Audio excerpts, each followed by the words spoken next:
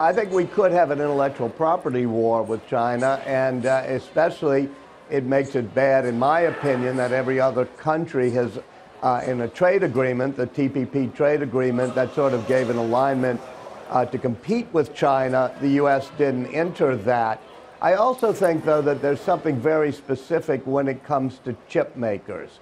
When you're going to have both a secure internet, if you can find ways to do cybersecurity, that has to begin with the chip. And in the end, if we create a new form of security, or for that matter, a new form of spying, it'll be an end-to-end process that will not only include the network and the routers and the TCP/IP protocols, it will include what's embedded into the chip. And I think that's some of the thinking behind the fact that you're not going to have takeovers of a national champion like Qualcomm by a foreign government. Walter, I'm glad you brought that up, because if you look at all the most recently published reports from the Department of Defense, it's China that's at the top of the list in terms of geopolitical risks and threats to U.S. security. Getting into sort of this deal and the blocking of this deal and what this means for the chip makers, how much of a risk is it to U.S. security when you have a company like Huawei still expanding its reach in places like Europe among our allies? I think that if the U.S. doesn't lead in 5G technology, and if the U.S. doesn't lead in chip technology and in cybersecurity as it relates to the chip, we will be deeply at a disadvantage. If you look at the past 60 years, we've led in the development of packet switch networks, then the internet, personal computers, chips. This has given us an enormous advantage. Once the 5G networks and the coding that comes at the beginning of any networking process from the microchip are controlled by another country, this is very bad. And this is why basic research, development, and basic science is so important to this country. And I think we've decimated that in the past few years.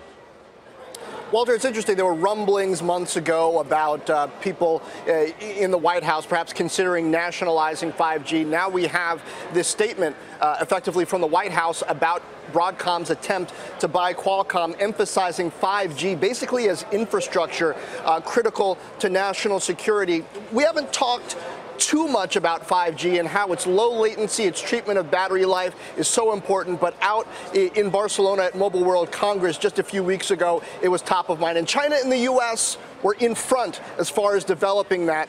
Trillions of dollars potentially at stake over the next decade.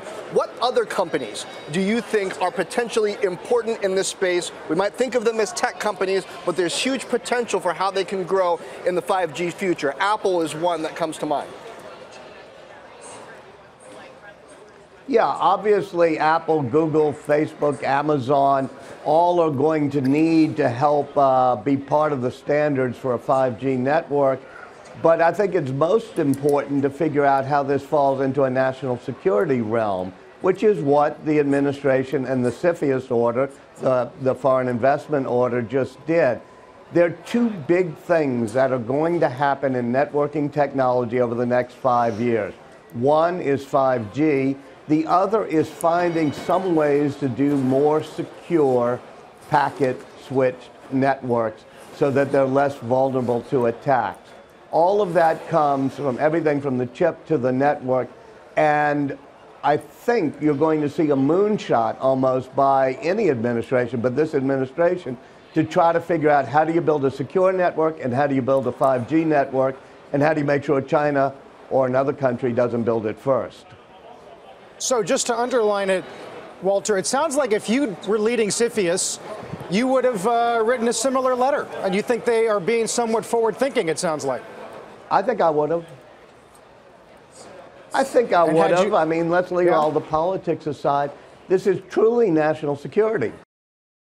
Hey there, thanks for checking out CNBC on YouTube. Be sure to subscribe to stay up to date on all of the day's biggest stories. You can also click on any of the videos around me to watch the latest from CNBC. Thanks for watching.